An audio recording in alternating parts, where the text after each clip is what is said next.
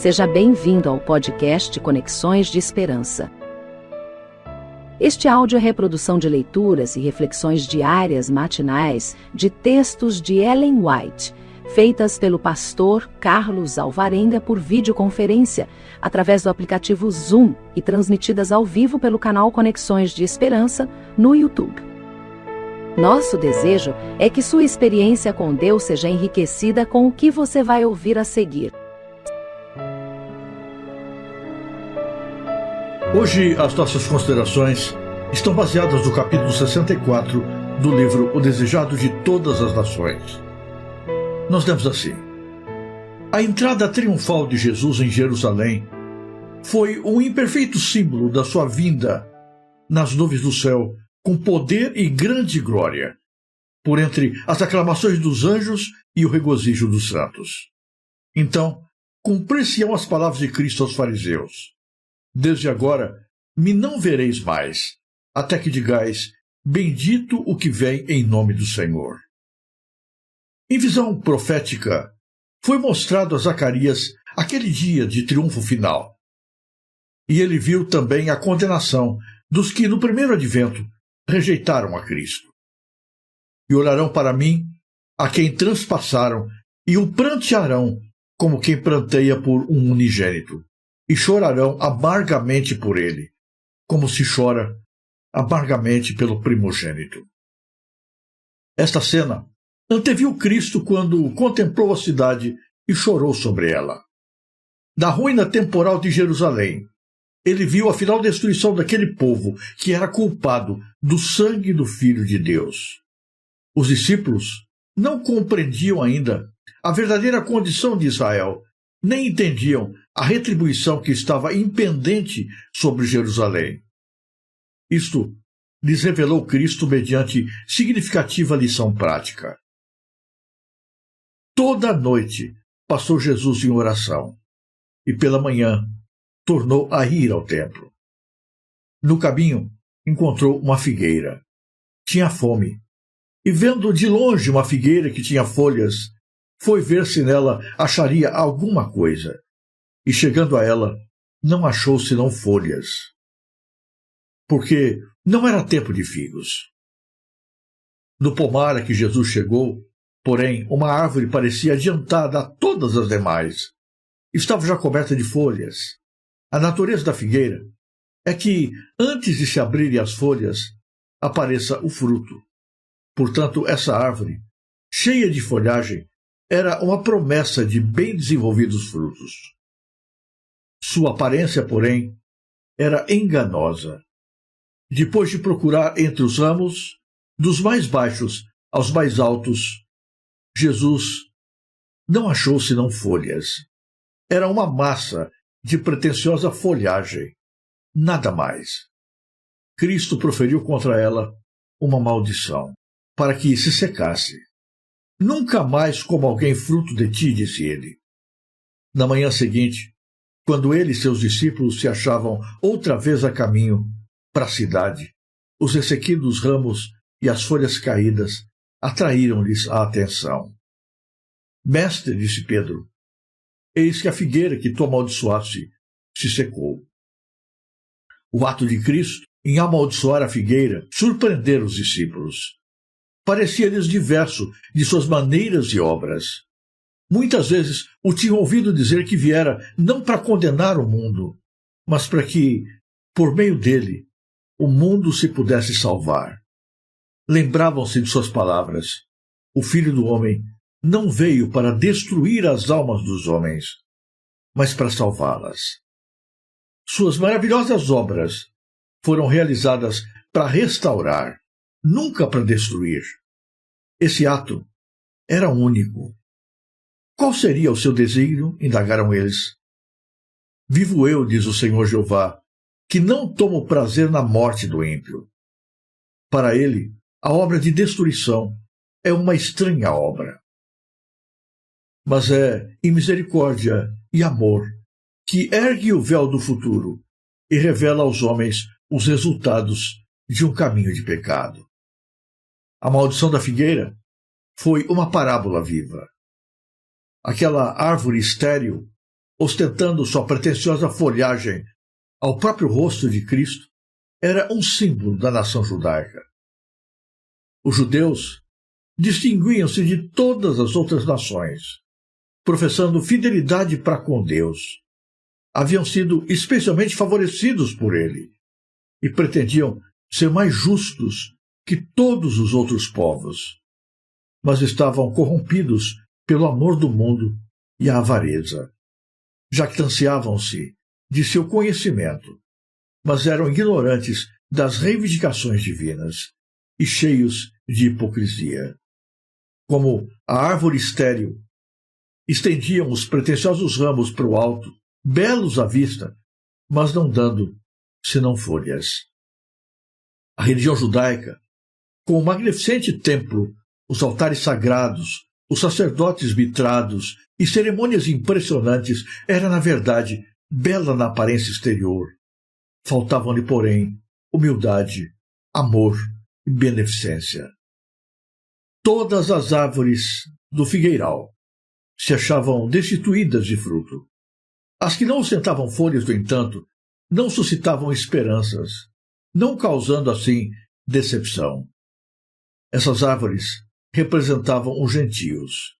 Eram tão destituídos de piedade como os judeus, mas não tinham professado servir a Deus. Não mostravam vangloriosas pretensões de bondade. Para eles, não chegara ainda o tempo dos figos. Os judeus que haviam recebido maiores bênçãos de Deus eram responsáveis por seus abusos dos mesmos dons. Jesus se aproximara da figueira com fome. Assim, chegou ele a Israel, ansioso de neles encontrar os frutos da justiça. Toda a oportunidade, todo o privilégio lhes fora assegurado. Anelava achar deles espírito de sacrifício e compaixão, zelo de Deus e profunda ansiedade de alma pela salvação de seus semelhantes. Mas o amor para com Deus e os homens foi eclipsado pelo orgulho e a presunção. Da figueira estéril poderiam ler tanto o seu pecado como o seu castigo. Seca a maldição do Salvador, apresentando-se queimada, ressequida desde as raízes, a figueira mostrava o que seria o povo de Israel quando dele fosse retirada a graça divina.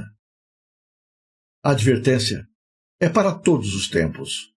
O ato de Cristo fica como aviso para todas as igrejas e todos os cristãos.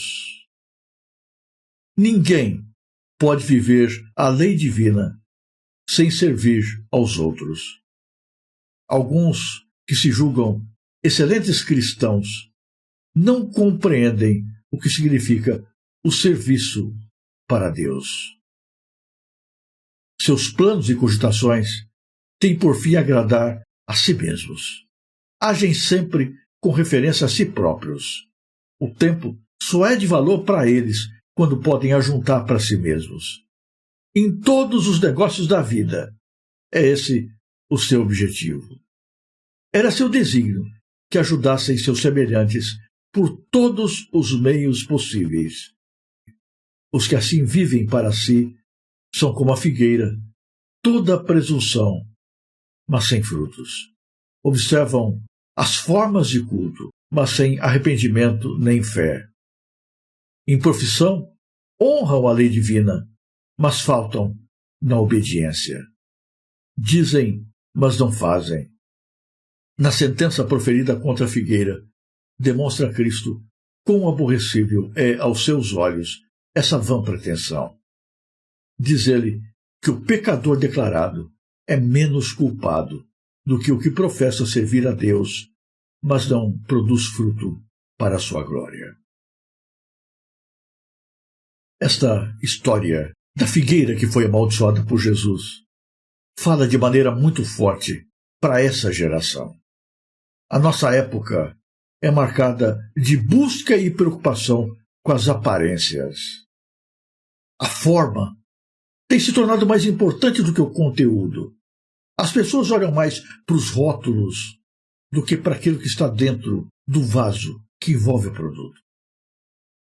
Isto não acontece apenas no mundo comercial.